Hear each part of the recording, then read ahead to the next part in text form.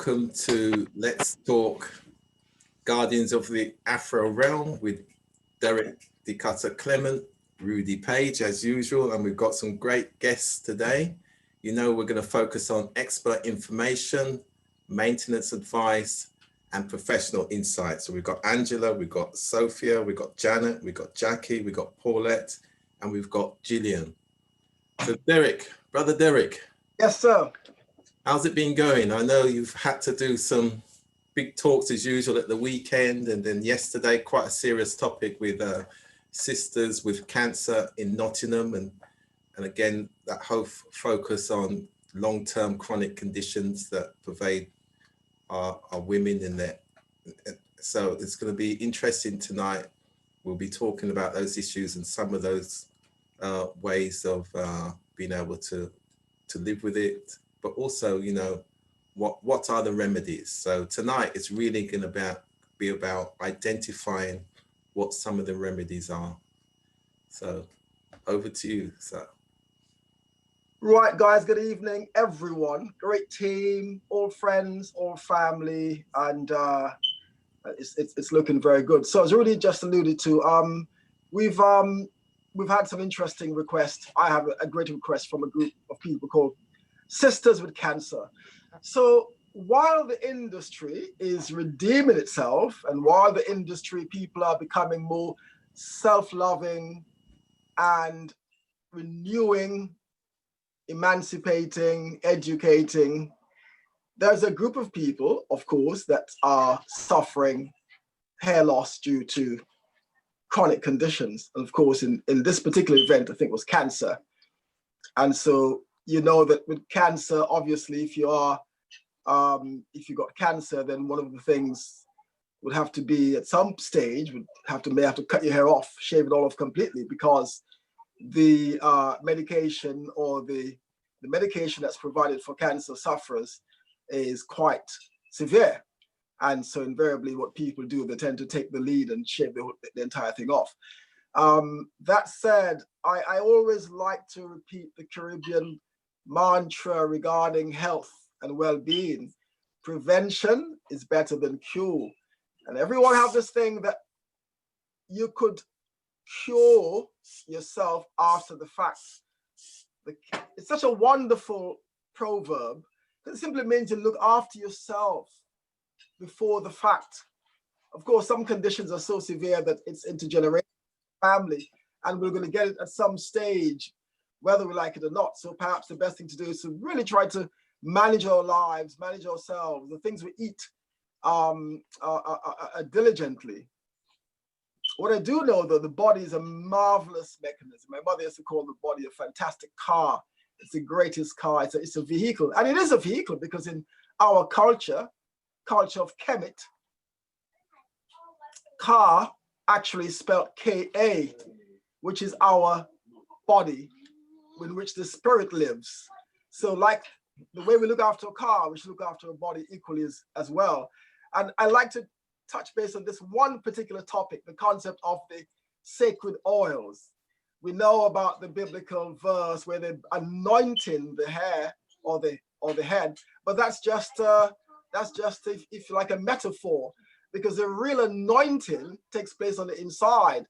So the cerebrum produces this oil, which is sacred oil, and this oil goes down the body, call it the chakra, and you could argue anoints, or it releases and celebrates all the cells, and therefore the cells are activated, and then the oil goes back up to the cerebrum, which is actually called the ascension. Of course, we know the Bible story, but the oil goes back up.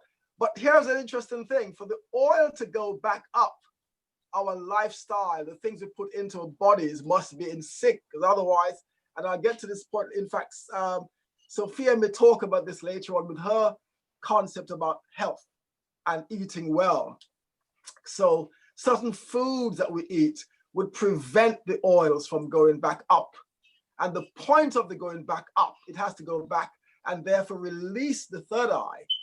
And in other words, and we know about the third eye because it simply means heaven. So that's one oil.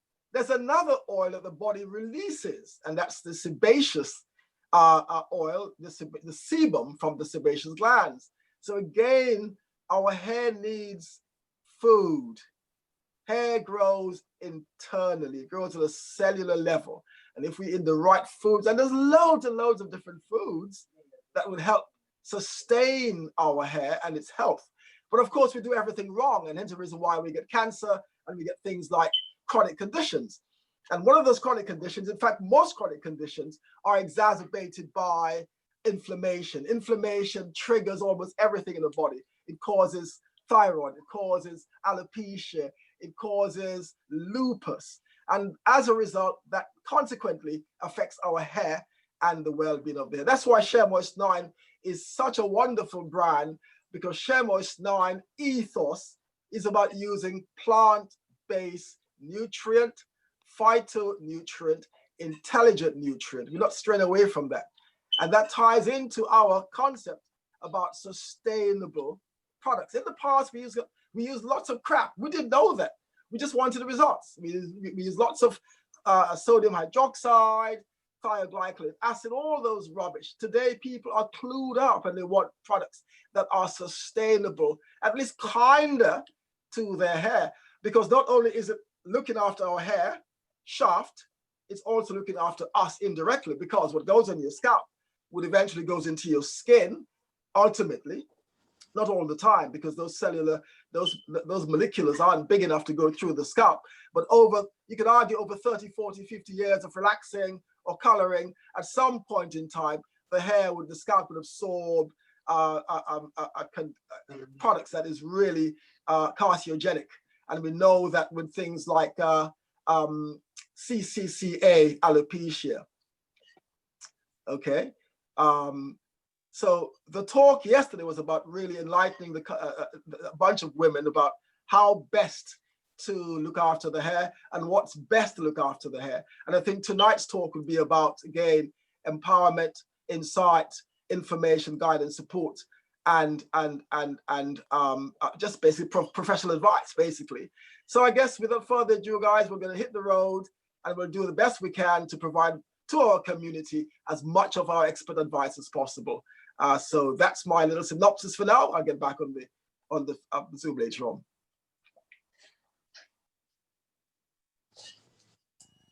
Thank you very much, Derek. And I'd just like to quickly go around and do some invites. So Angela, tell us a bit about yourself.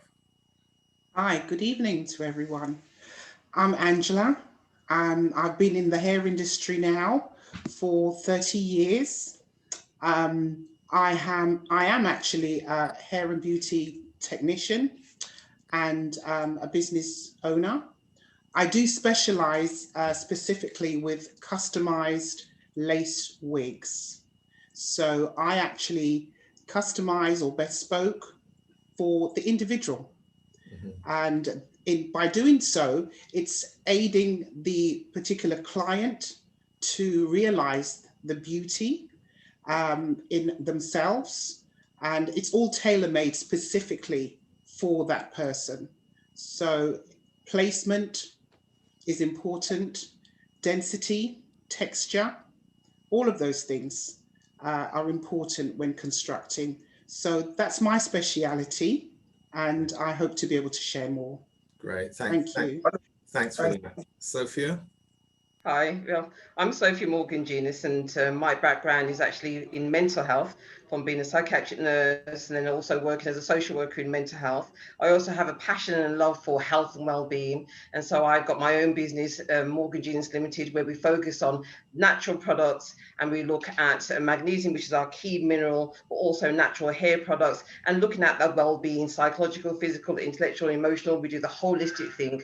So that's my my passion. Health. Thank you. Jackie? Hi, so my name is Jackie. I've been in the hair industry for many, many years. I did kind of step out of it for a little while, but still continued with the freelancing because I used to work for a company before for over 10 years. I specialize in everything, really. So cuts, color, blow dry, locks, Yeah.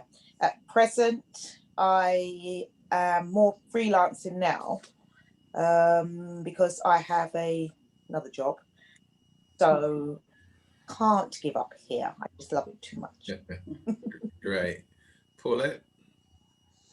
Well, I'm not the technical side. I'm more the sales and marketing and events coordinating, because I incorporate that in my work that I do now. But I used to work for Dyke and Dryden for many, many years, and that's how I got into the hair industry. Yes. But at present now, I just do more events and the other side of the marketing side of things. Great. That Dyke and Dryden family, Derek, you know, very Absolutely. important. Absolutely. Janet? Good evening, everyone. My name is Janet Dunkley, and I'm currently residing in the United States, as you know already. I was trained in the UK. I worked with Splinters International and trained under the wonderful Derek Clement and the Noir Group. I am pretty much an all-rounder, but hair care is my main focus. Everyone knows me as a hair care specialist. I've also been trained in the wonderful world of massage therapy, which really opened my eyes and my understanding to the human body, and even more so, and how the body has the ability to heal itself. You just have to aid and assist it. I've worked as a platform artist for care industries, teaching stylists the proper application of products and so on and so forth. And so I like to educate. I'm a big advocate on education and health and wellness. So yeah, that's where I am right now, understanding how the body works and what the body needs and knowing what the body needs. Okay, and I know Gillian's on, but Derek, maybe you could say something on behalf of Gillian as she's not able to speak. Yeah, I mean, we're all family members here, guys. I mean, we're all connected some way, shape, or form in terms of our career past. I mean, everyone worked at Splinters at some stage or is related to Splinters some stage, either through me or Dyke and Dryden. So Gillian worked with me many years ago as a young girl, in fact, as a teenager in one of my shops in the Caribbean at the Ramada Renaissance Hotel. And of course, she's a brilliant hairdresser, now lives in Milton Keynes with her family and still continues to do hairdressing and has a passion for hair as well as being a share moist entrepreneur. Great. So I just want to open it up now with a principal question to start us off is if somebody is suffering from hair loss because of their chronic condition and the medication that goes with it, and where do they start? That's the question I think on many people's minds from some of the workshops and sessions we've done. It's where do they start, and the shock as well. So again, I open it up to you as the professionals. Just think of that journey. You know, what does a woman do when she comes to the realization that, you know, there is going to be this difficulty as it relates to hair health? And obviously there's a mental health impact as well as other things. I'll jump in for a minute. I've had three clients. One of them was young as 23 or 26. She had both her breasts removed and had a beautiful head of hair and had to cut the whole thing off. I had another one. It was actually heart-wrenching for me to see her hair falling out with cancer. And there was another one, an older lady, but she took it very well. But what I've learned is that more than anything else, it's an emotional, mental thing that they need that support. Because when the first one sat in my chair and she cried, and I feel like crying now because I'm emotional. It was more, rather than giving her advice on how to take care of it at that time, I had to deal with her from an emotional and a spiritual and a mental perspective to console her and let her know how beautiful she was and that it's still okay. And so that was the first part of it before we can move into the phase of what we're going to do for your hair. If that's... Yeah, that's a interesting and important role coming from a hairdressing perspective as well. Which is interesting. Yeah. Any other thoughts? Right, so I mean, sorry, Rudy, I'll keep it in context. I mean, I talked about prevention is better than cure. Yeah. If I could share a really wonderful story, during my times in New York, I managed a salon on Utica Avenue. And one of my loyal clients, never forget this, and that's the interesting thing, her husband was a real fanatic with regards to health foods and how he lived. She was the extreme opposite. She didn't care. And I remember in my chair that day, I could never forget that day. She sat in my chair. We were having a wonderful conversation, very bougie kind of customer, Caribbean type, colonial, really posh and full of life and vivaciousness and so on. And as I'm cutting her hair, this is no lie, she slid down just like this. She slid down and finally fell to the floor. I was absolutely, I was gutted. I couldn't believe it. So my next right, I knelt down and picked her up and helped her back into the chair. So we called the ambulance. The entire shop. This is a massive shop in those days. And of course, American salons are massive. About 50 to 60 hairdressers, tons of customers, loads of trainees, loads of barbers. When the ambulance came, she was diagnosed with cancer. She had cancer. She didn't even know she had cancer. So what's interesting, so of course I had to cut the hair off. That's this, that's the next step. She's going to have chemotherapy to make so I had to shave the entire hair off. Now, what was interesting, her husband for years been telling her, honey, you should eat properly.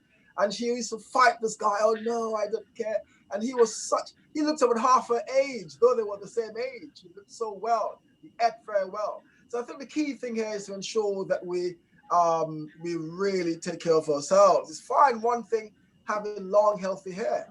And that's what most people seem to be trying to achieve these days. So now we're in the natural hair movement. But as I said earlier on, while people are celebrating their natural hair and the whole idea of transitioning, there's another group of people who are suffering with all kinds of chronic condition and they're losing their hair. So we have to bear in mind that they exist. And so our job, as Angela said earlier on, is to ensure that we could make them bespoke wigs and weaves to ensure that they could face the public. But here's the thing. We have something called the 9 principles of Afro hair. So the 9 principles simply means there are 9 different genres or 9 different styles that Afro hair could be morphed into. And it actually begins with bald. And so though it might seem a bit harsh, there are many sisters, I've got many, many clients who take that route because when it comes to cancer anyway, at some stage, they may have to shave their hair off. And so there's nothing wrong for those who are listening. There's nothing wrong, cut the hair off. If it's breaking, I know that it's a very hard thing to do, but if it's really severe, take it off. That's the style, that's trending, that's fashionable, and there are many sisters who do it. And it's interesting, but of course, if not, then there are those of us like Angela who can make the bespoke weaves, and will continue to treat the hair externally, of course, using the best products possible, and that Share Moist 9. Okay, thanks for that. Sophia, you want to talk about your perspective? I know you've done a lot of work around that. Definitely. I mean, I thoroughly agree the aspect what Derek was saying about prevention. And you've got to remember our bodies work on making sure that we survive. It needs us to survive. Okay, so it's going to make sacrifices in order for us to survive. So if you're eating poor quality food, putting toxic things on your skin, in your hair, then your body's going to say your skin and your hair isn't important. It'll make those kind of sacrifices. You can become ill very quickly if you're living with meat, fish, dairy, alcohol, coffee, toxins. Disease can come in because your body can become very acid. That disease also includes cancers. So we realize that our body is out of sync and out of balance when ill ailments come in, where it's going to be high blood pressure, it's going to be diabetes, where it's going to be a cancer, even eczema.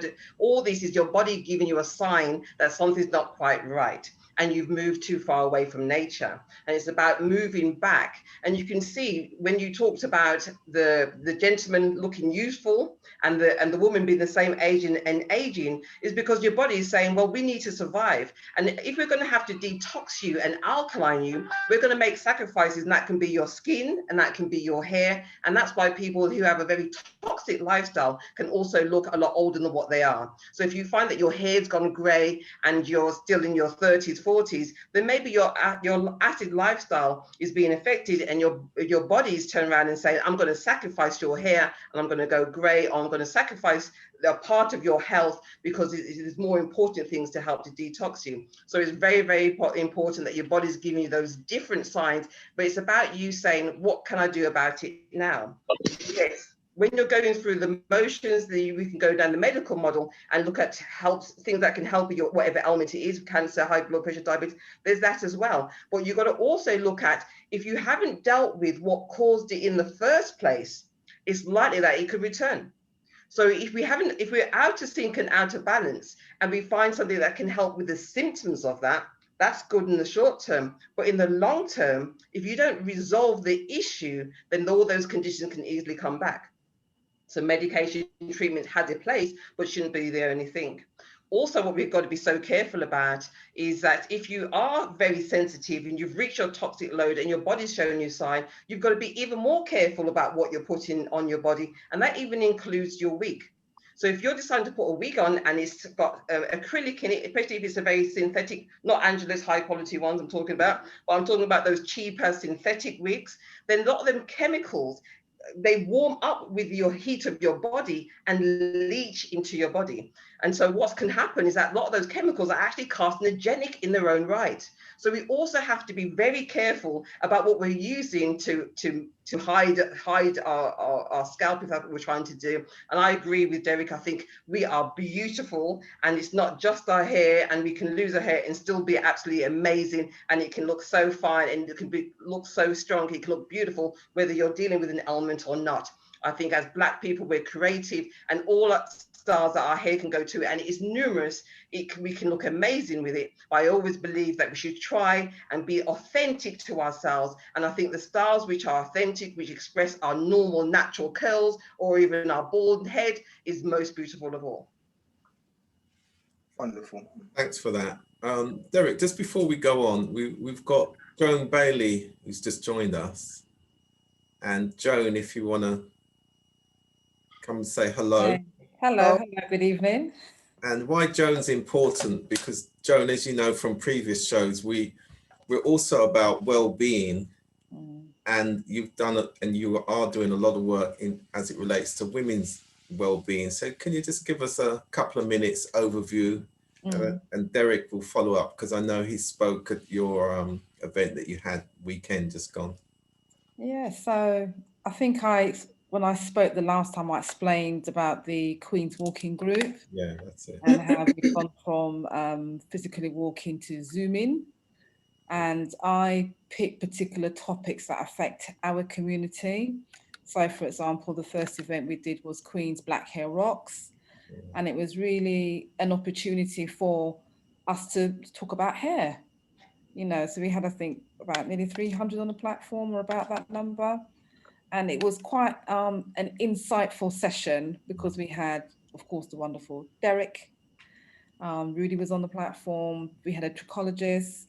And it's amazing how many women are, to a degree, suffering in silence in regards to their hair when it comes to, you know, alopecia, psoriasis. The menopause has a huge impact on women and their hair, with them losing their hair. So, yeah, we've done quite a few events. We did Breaking the Silence, Queen's Breaking the Silence. Let's talk about mental health. That was quite a powerful session as well, but it was important to have professionals, Black professionals in the area talking to us, because of course, being in lockdown, there's lots of things bubbling there for individuals. We have done, let me see, Queen Stop Eating the Fridge. So we spoke about diet, lifestyle and nutrition a few weeks ago. So we've done quite a few different topics in regards to, in a way, galvanizing our community, educating, empowering them. So the platforms are pretty powerful in that respect. This weekend, we're going to be doing, I'm quite passionate about young people. So we're going to be doing a session called Queens, Young, Gifted and Black.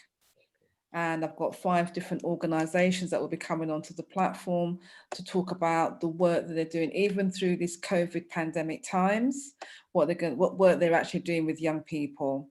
So I've got the 100 Black Men coming on board, Urban Synergy, who are based in Lewisham, South East London, and quite a few different organisations. So I'll send you the link, etc., Derek, if you want to share with, if you've got this group in a WhatsApp. Yeah, so I'll send you the information about that. So yes, I mean, you know, all of us here on this platform are taking up different roles and responsibilities to empower, educate our community. So I think around March time, I'm going to be having a discussion with yourself, Rudy, and Derek, in regards to, you know, another Queen's Black Hill Rock session. Great. All right. Thanks for that. Yeah, so that'll be quite good. Great. So Derek, I've had a comment here. Can the panel talk about scalp care?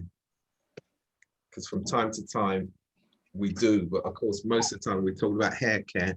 So if we can spend the next few minutes around that topic, scalp care, obviously that's very important as well. Right. So I'll go, and of course the rest will follow. Sophia talked about alkalinity and acidity. So it's very important. And the reason why that's very important, because the body is a marvelous mechanism, as I said earlier on. And so there's a really dangerous and pandemic condition that's plaguing our community right now, CCCA, central psychiatric alopecia. You're normally so smooth with those 3 words. I know. It's a tongue twister. It's a tongue twister. Now, that particular alopecia used to be called pressing comb alopecia. And you can understand why pressing comb, because if you visualize years of doing the old pressing comb and curling the hair, there's constant battering of the scalp. But that particular alopecia is caused when the body refuses to direct calcium to the hair root, because the body now, as Sophia says, it redirects the nutrients to other parts of the body that's perhaps dying, suffering, or struggling. The body is just so amazing. So what happens? It's referred to as. So therefore, if you're taking medication, for high blood pressure, which is what I was going to say, if you're on medication because now you've damaged the body, it's now too late. You now have to take medication, and we know that you could prevent high blood pressure by using things like garlic and ginger and just good herbs and just being sensible. If it's too late by that time, you have to go on high blood pressure medication. High blood pressure medication literally breaks your hair. It's going to break your hair off because it's going to block the calcium from going to the hair.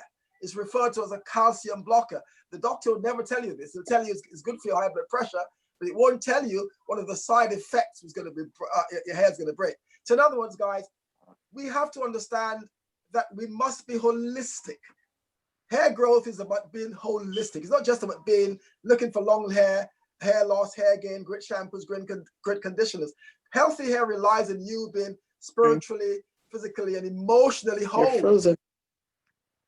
Absolutely important. Am I frozen? Right, you're okay. It was, yeah. You're okay now. So, I'm glad Sophia mentioned the whole concept of being alkaline as opposed to being acid. And if you are too acid, of course, your body's going to react, and the consequence is going to be dire. Okay. Anyone else? Again, I would just want to add to that, you've said it all, Derek, in terms of nutrition, because we are what we eat, and it is really important that we are feeding on our true temple, which is the body, the right foods, and there's a diet that was given to us to eat. When you buy a car, I'm going to use a Toyota Camry, for example, there comes an instructional manual with the car. You don't put unleaded gas diesel into an unleaded car. So there's a diet that we're supposed to have, and it's healthy. It's fresh food. It's a holistic diet, fresh fruits and vegetables.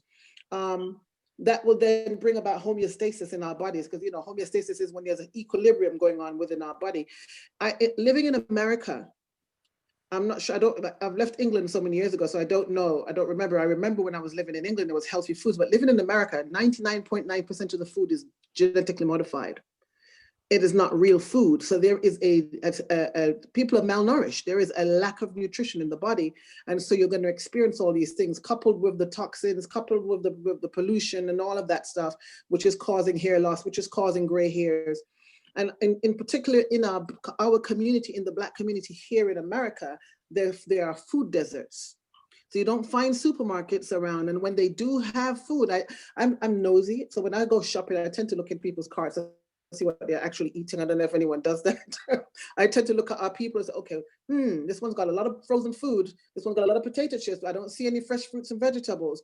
And so, and then you look at the condition of the people, their skin and their hair, you are what you eat. And so I cannot stress enough to my people, and I tell it to my clients, as you say, if hair grows at the cellular level, you got to eat, because it's like, picture growing grass, I tell them. Your scalp, healthy scalp brings forth healthy hair. You know, Sister Sophia talked about the soil, and having a healthy soil will bring about good food. So your healthy scalp is going to bring about healthy hair. And how are you going to have a healthy scalp? By feeding your body the right food and the right nutrition. And yes, it may cost a little bit more to spend on food, but you know what I say? It's still cheaper than a doctor bill, and it's still cheaper than a funeral cost. Yeah, absolutely, 100%. Yeah, absolutely.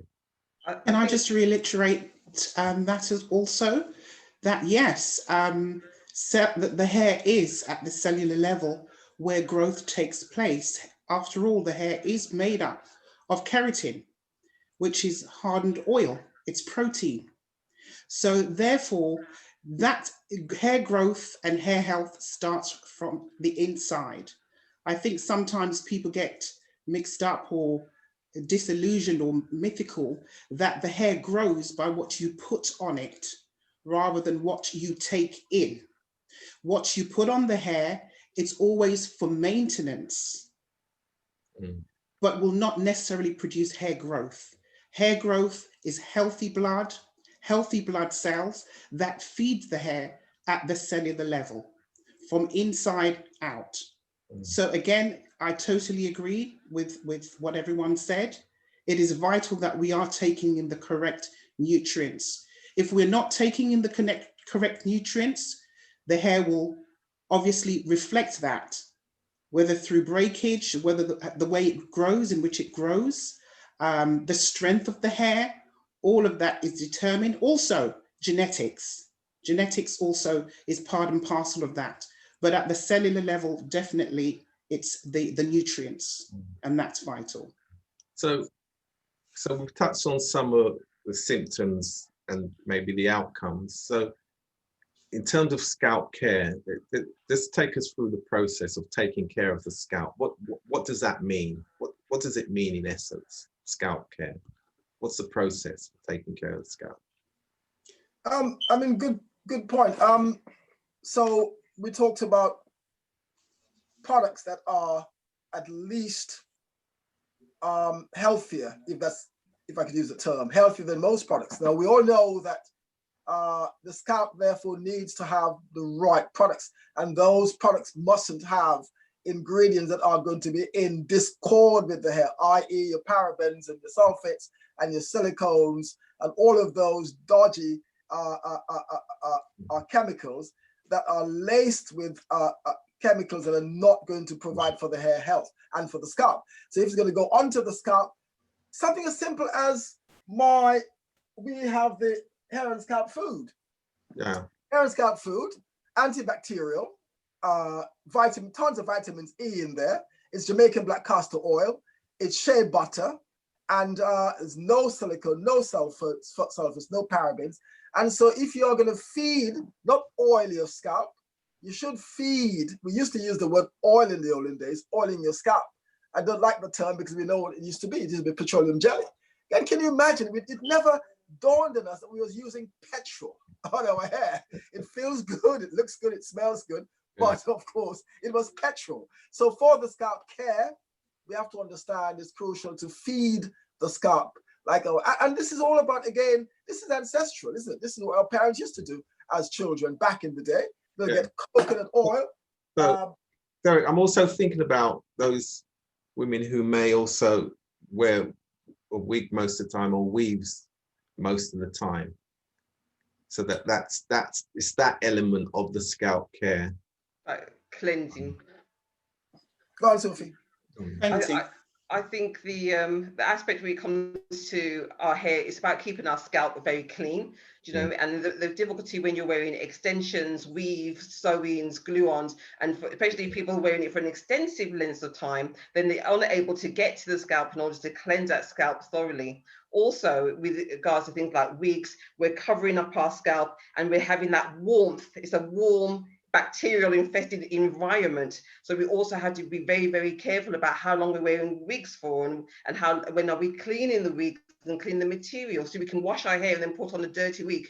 Doesn't make any sense. So yes, inside our body, making sure that we're hydrated. If we're not hydrated, that can cause things like dandruff. Just the fact that we're not hydrated. Our nutrition is important because, of course, our skin and our hair reflect it, like we've already discussed. But also, what else are we doing? How often are we cleansing the scalp? What are we using to cleanse the scalp with as well? Sometimes, if people are still using shampoos, then some of those shampoos can be very harsh and stripping the oils from our scalp, and that can cause irritation. Do you know what I mean? Some of the wigs can cause irritation as well.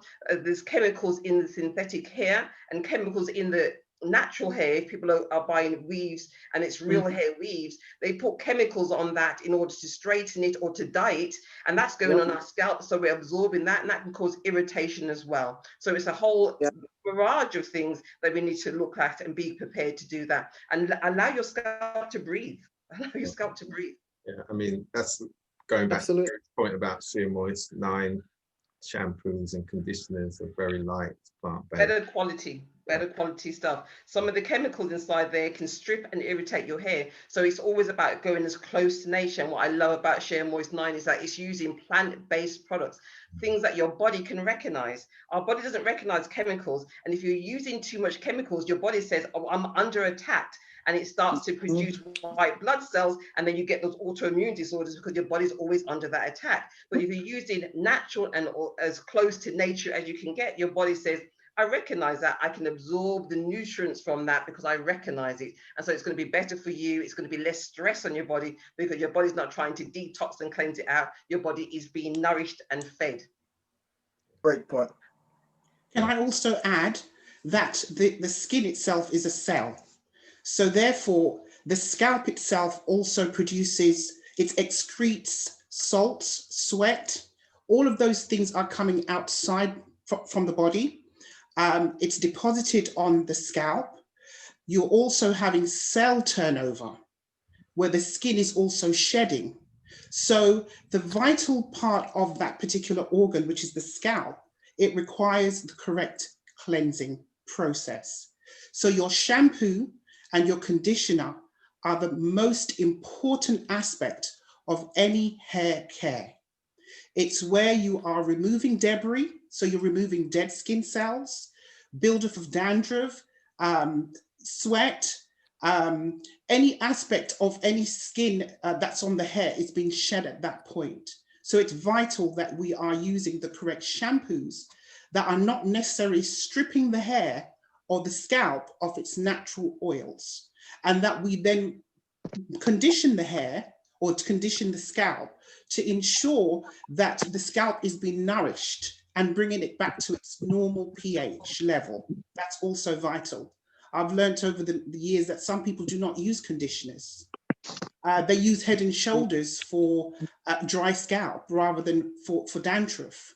If one's not cleansing the hair regularly, which I think sometimes with Afro hair, there is an illusion that if you don't shampoo the hair, that the dandruff and the buildup actually grows hair, that dirt grows hair. There is no scientific evidence that the buildup of dirt or non-shampooing of your hair grows the hair. What you're actually doing is blocking the pore, and that in turn can lead to dandruff and also hair loss. So it is vital that we also dismiss some of the myths that we have been told or taught You know, the duration also, the time in which we shampoo is also very important for healthy scalp and healthy hair. It's important at a minimum that we shampoo at least once a week or maximum twice a week. Some folks will go for 4 or 5 weeks before they shampoo. So that in itself is causing damage to your scalp, blocking the pores, and also causing other ailments that could also create hair loss. So those things are vital. I wanted to add to that in regards to the scalp with dry, flaky scalp. Not every dry, flaky scalp is dandruff. That's right. And people tend to want to treat everything the same. No, sometimes it could be something else. It could be an autoimmune illness. It could be psoriasis. It could be something else. And if it's psoriasis or eczema, then check your diet. And I will say this, Sheer Moist is really an excellent product when it comes to how light. Derek always hear me saying, I cannot believe something so light is so moisturizing. You know, everyone seems to think that to get moisturizers in your hair, it has to be lots of grease and go. No, when your scalp, sometimes when your scalp is too oily, it produces a flaky scalp, because you can have greasy dandruff if it's going to be dandruff. So those are things that people have to pay attention to. Like Sister Sophia said, is cleansing the scalp and getting rid of all of that stuff that's piled on the scalp, because you have a lot of people that like to keep weaves in for long periods of time. I have no idea how they do it, but it's not a healthy thing. And again, like she said, not to keep going over the same thing, when you're wearing wigs, you've got to cleanse. It's just like cleansing when you're going to plant something, you're going to clean out all the weeds to putting new seeds into plants. So it's the same thing with the scalp. You have to replenish, you have to clean, you have to cleanse, and that comes again with diet as well as hygiene in terms of washing your hair. And I have to add, a good positive mental attitude never fails. Right. But the other thing, just to quickly add as well, is that when people are putting in the extensions and the weave, if they're putting in too tightly, that can also irritate the scalp and cause problems as well. So we have to be very careful about which hairdressers you're actually using, because they might be causing more damage to your scalp than actually helping. Yeah. So we need to be careful. Yeah, that's a good point. Does anybody want to talk about that? In fact, the last few minutes, Angela, I was going to ask you as well. In terms of a woman coming to you for a wig, for a bespoke wig, what's the assessment and process for them? What do you take them through? Okay, so we go through a consultation. Again, that consultation would consist of the requirement, the reasons for wanting to purchase a wig. It could be for health reasons. It could be for hair loss reasons. It could also be for just wanting to give the hair a rest, possibly from a chemical damage, or again, like we said, alopecia. It could just be a transitional process that they're going through. It could be due to their job, not having enough time in which to maybe manage the natural hair. So they just wanted to give their hair a break. So there are a number of reasons, that people want to wear the wig. Some people it's just accessory. Yeah. It's just for an accessory. I fancy trying something new, a new style, a new color. I don't want to have to cut my hair. I don't want to have to change my natural hair in order to accommodate. So they will use that wig maybe just as an accessory. Yeah. So by doing that, the consultation is very, very important. I'm checking for lifestyle, ensuring that they know that the wig is not necessarily a shortcut to healthy hair and scalp. Okay. For me, anyone who sits in my chair, there is a duration of time that I give everyone to come back. And 9 times out of 10, before they leave, there is an appointment that's booked or scheduled within a short space of time that they come back. My aim is to educate and to give information.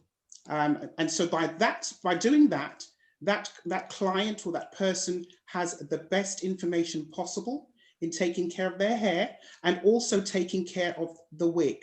A lot of the bespoke wigs that I do are Remy cuticle aligned wigs, and they are quite expensive. Mm-hmm. So again, ensuring that the person is also not allergic. There is a number of different types of hair.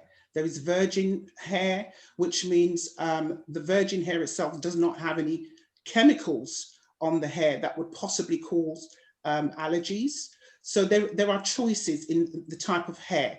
Choosing the lace itself, choosing the different wig construction. There are a number of different wig constructions that sometimes people are not aware of, that they do have a choice. If, for instance, someone comes and they are very sensitive, there are also certain types of wig construction material that would be considered. And so all of those things are taken into consideration, and ensuring that we get the best match possible for the hair type, so that we don't have a completely straight European hair for someone who has a curl pattern that's quite curly. So it would not necessarily match. The aim is to always match. We can also construct the hair to match the natural hair. So that's one of the luxuries of having a constructed bedspoke type of wig.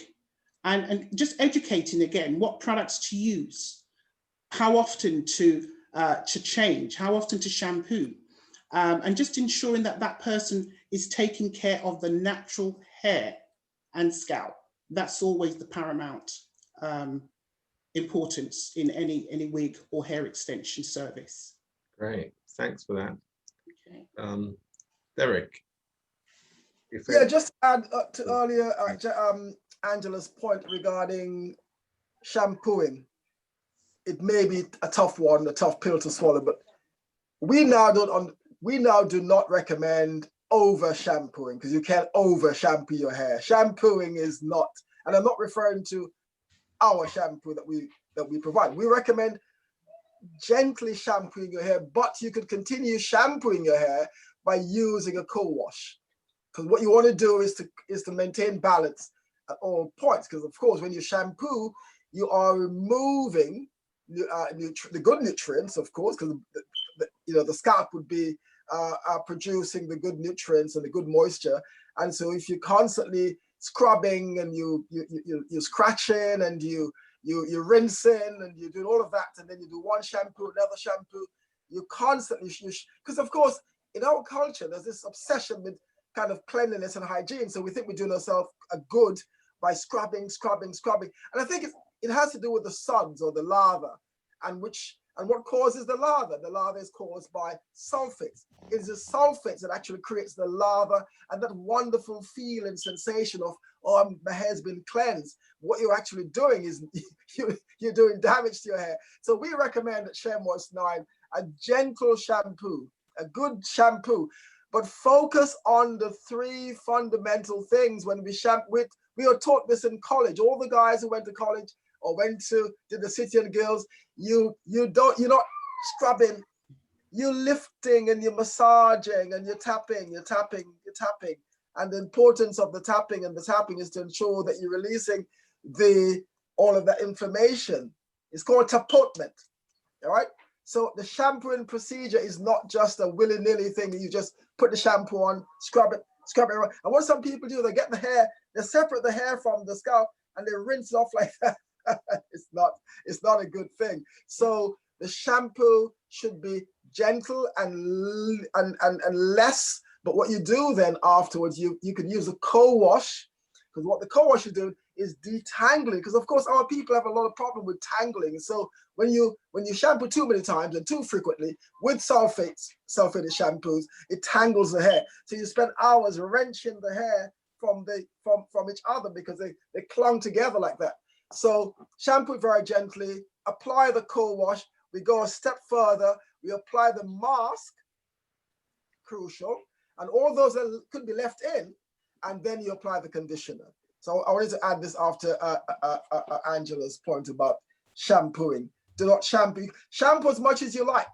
You can shampoo as much as you like, but please ensure that the shampoo or the first step is less, but the second and third step could be as many times as possible, which would be the co-wash and the mask, because these are really moisturizers, hydrators, and nutrition for the hair. Right, has anybody got any points to add before we close for this week? Can I also say that it's important that once you have done the cleansing process, it's important that you also use a leave-in conditioner. You know, I think that's vital, especially for our hair. Not just because you're using heat, but just to be able to bring the hair back to a normal state, that you are able to manipulate the hair and to create the style that you need, even with the natural hair. Derek has an amazing range of leave-in conditioner that even with natural styles, you don't even necessarily have to put a lot of moisturizing after that, because it hydrates the hair, it replenishes, and it allows for easy combing. Right. So for those who say Afro hair is difficult, it's bougie. It just requires a little bit of care. It's particular. It doesn't want any and anything. So we have to be very careful in how we manage our hair. So it's vital. Derek's range is fantastic. Shea Moist 9. Yeah. Shea Moist 9 understands your hair.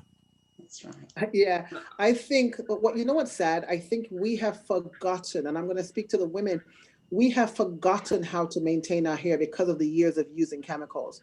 And I have people coming into the salon sometimes and who's going natural, and they're having a hard time combing it. I said, you know, when we were natural, you know what we did at nights? We braided it before we went to bed. So when we wake up in the morning, it's more manageable. You can't go to bed with your hair just any old how and just go and sleep on a cotton pillowcase and get up in the morning and expect the comb to just glide through. It's just not going to happen. So you need to be gentle with it. And again, Shea Moist products have a lot of different components in the system that actually would address that. I love the sheen. The sheen, to me, I've never seen sheen that is so light, but yet gives so much gloss and moisture and luster to the hair. And just braid your hair up at night if it's natural, and go to sleep, put a silk cap on, sleep on a satin pillowcase, get up in the morning and your hair is nice and lustrous and easy to maintain. So that's something I want to say to the natural people out there who are listening. Please braid your hair at night. Just don't go to bed on a cotton pillowcase and expect it to be wonderful and smooth in the morning. Really, I'm glad, you know what, I forgot to mention this. I'm so happy you mentioned it. So, Shea Moist 9 satin and silk pillowcases, guys. And the bonnet. And the bonnet. We've got the satin, and we've got the Shea Moist 9. Shea Moist 9. And of course, inside is pure silk on the inside. Outside is the lace, and it's adjustable. So that's a Shea Moist 9 bonnet, and of course, the Shea Moist 9 pure silk and satin pillowcases. So and of course, it's all part of the hair care regimen as well. Well, it's in there anyway. Black and blue, pure silk and satin, all satin. Nice. Janet. There you go. Point, Janet. Very good point to end the show on, Janet. All right. So thanks a lot, everybody, and good night, and see you again very soon. Next Tuesday. Thank you. Okay. Bye. I'll leave some of those. Bye. Bye, guys. Put some in your order next door, Janet. Okay, we'll do. Bye.